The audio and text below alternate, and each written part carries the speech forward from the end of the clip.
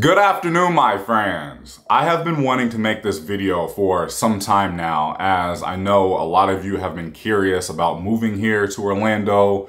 Where should you move to? And just overall curious about the housing market here in Central Florida. Most of you know I am currently in the process of trying to buy my first home, and it is just a super weird time right now. The huge boom of people moving here to Florida is now completely over. We have so much inventory just sitting empty all across Florida. I'm going to be taking you to a nearby neighborhood where there's just so many empty houses sitting with for sale signs. I mean, sitting for hundreds of days. And then I want to share my personal story of my home buying process to hopefully help you guys out when you're trying to move here. And you know, the big question right now is, should you even move here to Florida?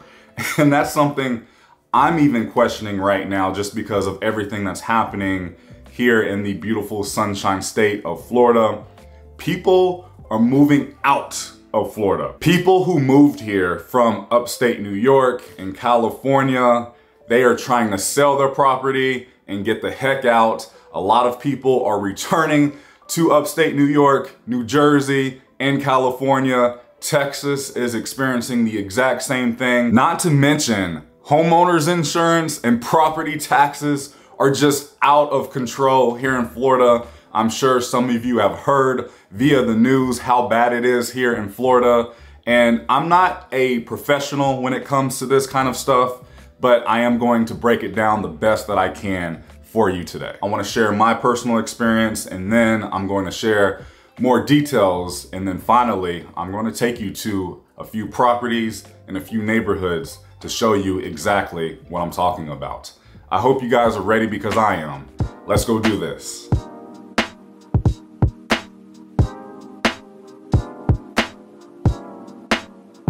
All right, so my story begins this past January of 2024. We thought we were ready to buy our first home. So we started the process. We started to go look at properties. We were talking with our real estate agent, just getting our feet wet. This is something that we have never tried to do before. We started going to nearby areas and cities that we were interested in. We found out some really good information, and we found one property that we were really interested in. However, the price was way too high for our budget. But the good thing about that was this was a brand new development, brand new build, brand new community. There was some really good incentives, and there was a little bit of wiggle room, and something that I thought was going to work in our favor. The exact property that we were interested in, they had a model of it that they were going to sell after they, got rid of their existing inventory for a super discounted price. Plus, you still got all of those really good incentives. But at the time, and remember, this is January, the interest rate was still super high. I was locked in at just about 7.1%. And again, this is me just being super honest and transparent with you, because I want this video to help some of you out, because I know a lot of you want to move here. Anyway, I was locked in at just about 7.1% at the time, which is very high. Looking back on that day now, I'm so glad that I did not go through with it. But before we get there, it was at 7.1. I was still getting some pretty nice incentives. And then at the time, they were willing to put up to $15,000 towards closing costs. And for somebody like us as first-time home buyers, help with closing costs meant a lot to us, because, at least to me, closing costs is one of the most expensive things about buying a home. And at the time, they were willing to help out with $15,000 going towards your closing costs. So I was like, all right, let's do it. We're getting pretty much the house that we want. Let's go through with it. We got pre-approved, whatever. And then the day came where all of those papers were presented to me in front of my face. I started reading everything, and I had a panic attack just seeing how much everything was, what was your mortgage going to be. And at the time, I was looking at a $5,500, $5,600 mortgage per month for this house. When I sat down with Bianca and we just had a conversation, and something that was brought up was, just because I can afford something now does not mean I can afford it in the next 3 to 5 years. And that really stuck in my head. And I'm so glad we had that conversation, because I know a lot of people, I have close friends who bought a property in the past 12 months who regret the purchase because everything else in life has went up in price. Inflation, baby, but you still have to pay your mortgage. You're still locked in that mortgage for 30 years. And I have a few friends who are already struggling to pay their mortgage just because the cost of groceries and utilities and everything else has increased in price. For example, I have a friend who lives in Celebration, Florida, who bought a property for about $650,000. As of the last time I talked to him, he has lost $100,000 in value, and he has not even lived in that home more than 8 months. And he has already lost $100,000 in value. That's huge, and that's something that I do not want any part of. So after a few panic attacks and many sleepless nights and just a lot of conversations with my fiance Bianca, we decided not to go through with buying that home, which was a beautiful home. I'll put some photos and video in right here so you can see what I'm talking about. We were really excited for this, but it just did not feel right. And one of my New Year resolutions was to listen to my gut a lot more. And I'm very thankful that I listened to my gut, because if I would have went through with that home, I know I would have been regretting it right now, especially having a very high mortgage. I don't want a high mortgage. So throughout the rest of the year into the summer, you know, we're still looking around, we're still going to go look at homes, and we're just paying attention to home value in the area. And that's something very important. You want to be on Zillow, and you want to be paying attention. Fast forward to September of 2024, so present time, I go with a different lender, we get pre-approved. So we start looking again, but I'm still not happy with the interest rate. The average interest rate right now, 6.2%, at least that's what I got. I don't want to be in the sixes. I think in order for me to feel comfortable with buying a home, it at least needs to be around 5.8%, if not lower. I don't really think it's going to go down that much again. I mean, I have been seeing some builders offer, again, really good incentives where they can get you a rate of 4.99%. Now, that's not everywhere. That's only in certain new communities. But again, if you're doing your research, paying attention, you will find some good deals right now if you have a pocket full of cash. And that's something else, going back to my story when I was trying to buy a home in January. They wanted me to put $60,000 down, which is about 10 to 20%. I get it. Today, if I was to buy a house, I would only have to put about $10,000 down.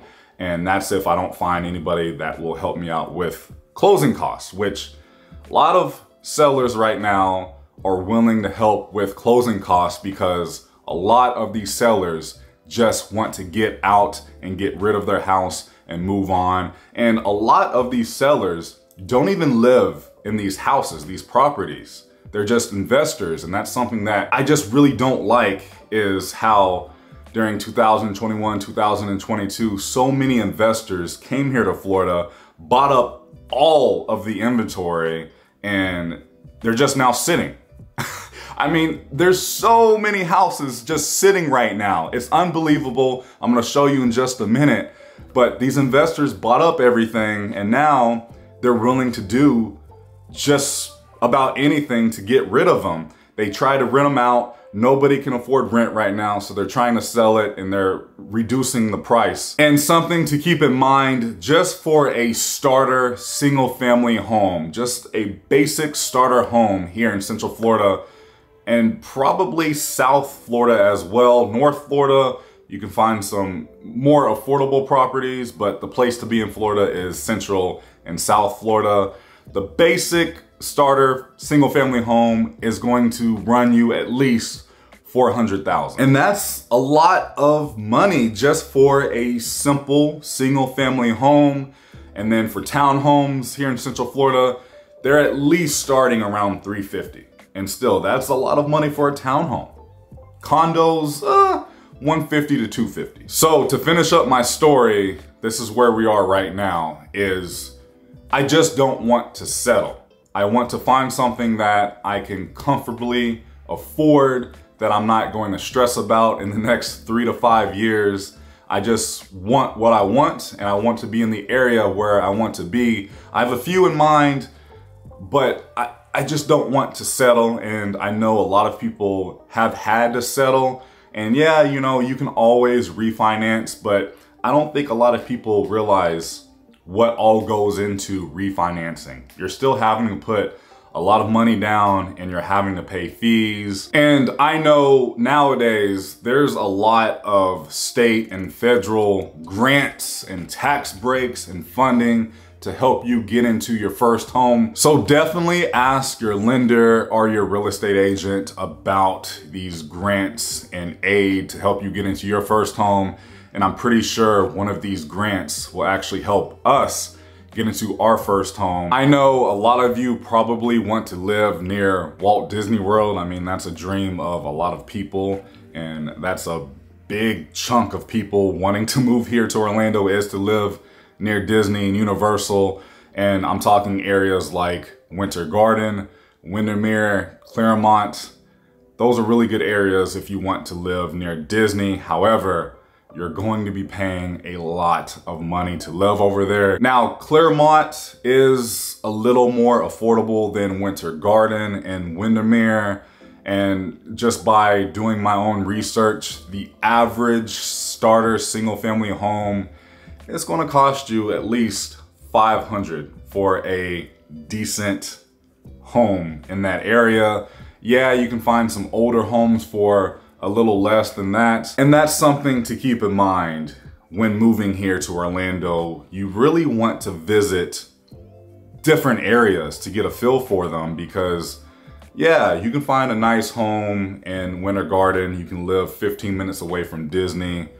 That's cool and all, but something that I have noticed, especially in Winter Garden, cookie cutter homes. You don't really have a yard. You don't really have much privacy. It's not worth that price tag to me. So you really have to look beyond the Disney bubble, because you can find that exact house, let's just say in Apopka, Florida, for like $415,000. And you have a bit more land. It's not so much cookie cutter. In some cases, you may have a pool, you may have an extra room, you may have a bigger garage. And that's something else that I just don't like about homes in Winter Garden, is a lot of the times the garage is in the back of the house and it's not even attached. I'm not going to be paying all of this money to not have a regular garage. You know what I mean? I don't think we're going to get a full-on housing crash. I do think in some states, we are already seeing a housing crash, like Florida, Texas, Tennessee. And I think a lot of it has to do with homeowners insurance, property taxes. A lot of people are saying Florida is just too hot. They're moving back to upstate New York. I mean, a lot of people who moved here from New York are moving back. It's crazy to think about. My advice, save as much money as you can, because I know there's a lot of you watching that are in the same position as me, who we have not had the opportunity to purchase our first home just because of how the market is and how the economy is. Just keep saving as much money as you can. And I truly do believe from January to May of 2025, a lot of banks and lenders are going to get very, very desperate, and they're going to be throwing some really great incentives, and they are just going to want to fill these properties and sell them, get rid of them. Like I said, a lot of people are already willing to pay your closing cost in full. So that's what I'm waiting for. I have my pre-approval. I'm just waiting for the right time. I may have to go through another lender closer to that time. I really do think after the election, it's going to be a better time to try to buy your first home. And the final reason why I'm waiting so long is because a lot of the experts who I pay attention to have said to keep waiting. And I have noticed a decline in home value, home prices, and I feel like if I wait a little bit longer, I do truly believe I'm going to get the house that I want for less. And I'm okay with waiting a little bit longer because honestly, renting is not bad at all. The thing that I love about renting is when something goes wrong, you don't have to pay for anything. You just call up your landlord or you fill out a work order. It's taken care of. Okay, I feel like I have rambled enough. Let's hop in the car. I want to show you a few properties and a few neighborhoods to give you a better idea to what I'm talking about. All right, and here we are at our first property. I like this house a lot. It's an older 2-story. It sold in March of 2024 for $328,000. Right now, it's up for sale. It's been on the market since August 15th, and it's listed for $479,000. And it's been sitting, not for too long, but it's just crazy what the seller bought it for and what the seller is now asking for this property. And again, it's in a nice neighborhood. It's not necessarily cookie cutter. You do have some space. We are near Apopka, Florida right now, which is about 45-ish minutes from Walt Disney World. And the thing that I'm noticing with a lot of the sellers, they're still very greedy. And there's a reason why this house has been sitting since August.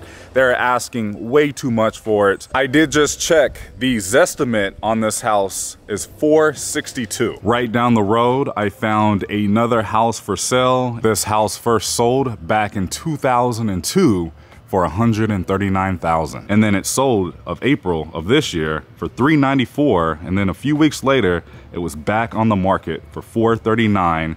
And then a week later, the price changed to $429. And then May, it was pending sale. June, the price changed again to $434, pending sale. And then it was listed again in July for $434.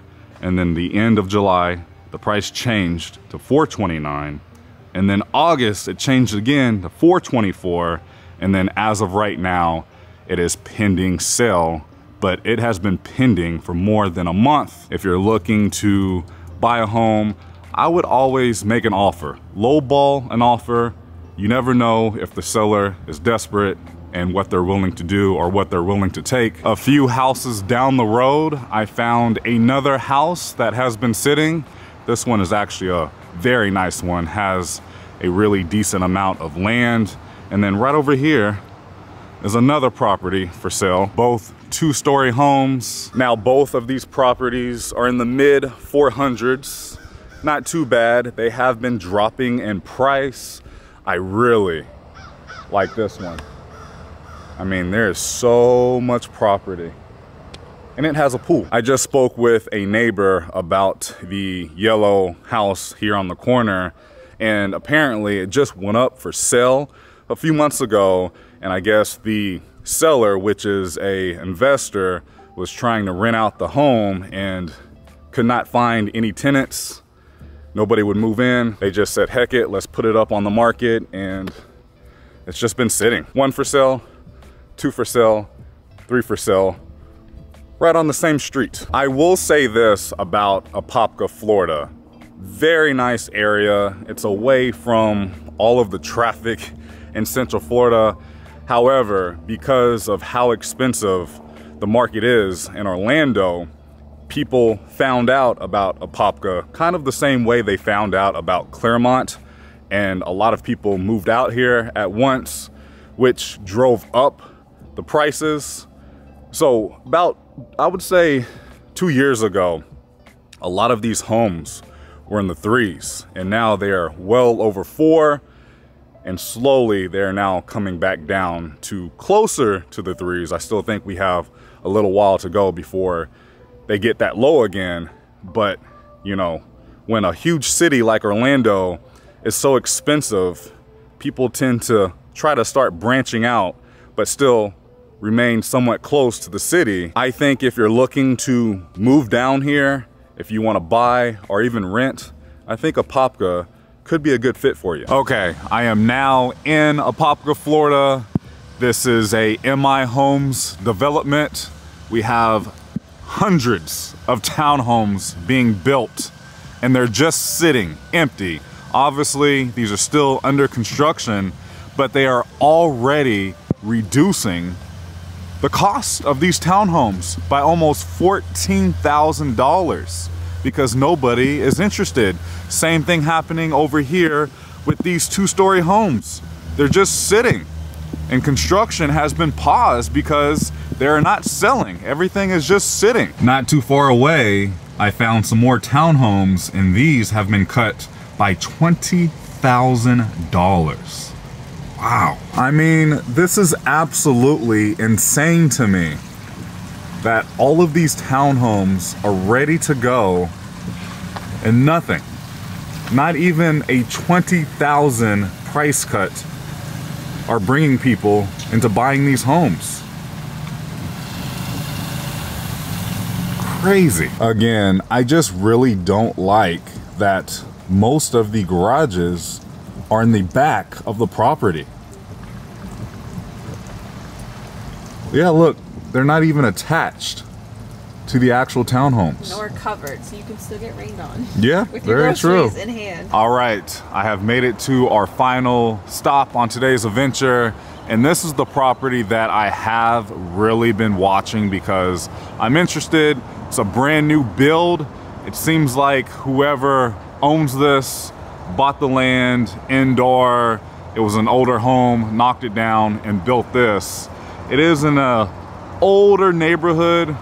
Just to show you around, I'm not going to go further with this, so that's why I'm just showing it all off. If you are interested, here's the information. I-4 is right there, so it can get very noisy. I feel like that's probably the main reason why it is just sitting. It's been on the market for, I believe, 222 days. It's been a while. Right now, they took 20 grand off asking price. I mean, it's very nice. Now, this property does have a Orlando address, but it's considered in College Park, but it's also very close to Winter Park, so it's in a good area. Just looking around at the neighborhood, I feel like that's probably why nobody is making any moves on this house. I just made it back home. I did go for a tour of that property. Beautiful property. However, I did find out it is actually a townhome. Did not look like a townhome, but there's 2 different units inside of that building. Yeah, that's definitely not for me, especially with that property being so close to I-4. Very noisy, and then just the surrounding neighborhood wasn't the best, but the location is very good. Like I said, you're right in College Park, right across the highway from Winter Park. Very good area. I do feel like they're going to have to reduce that price quite a bit more to get somebody moved in to purchase that home, but like I said, it was not for me. And then I just wanted to circle back to renting.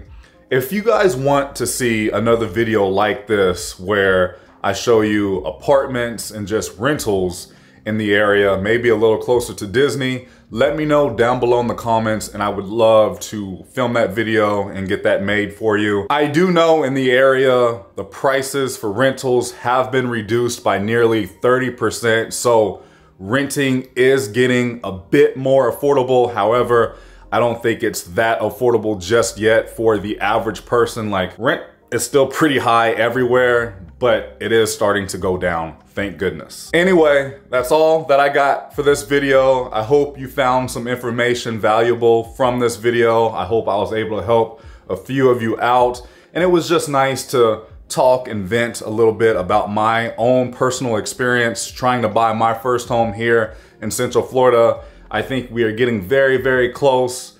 Like I said, I just need that interest rate to come down a little bit more. And I mean, there's some really nice price cuts right now. I feel like they're going to get cut down a little bit more, which is going to be lovely for anyone who is saving up some money and wants to get into their first home. Like I said earlier, I do think right now is a good time to buy if you have some money saved up, but I do think it's going to get even better after the election, especially in Q1, Q2 of next year, and who knows, Q4 of this year, they may drop even more. Thank you so much for watching. If you enjoyed today's video, please go ahead and give it a big thumbs up, as it really does help out the channel in so many different ways. I love you guys so much. Please remember, it's nice to be nice in YouTube. I'll see you in the next video. I'm out.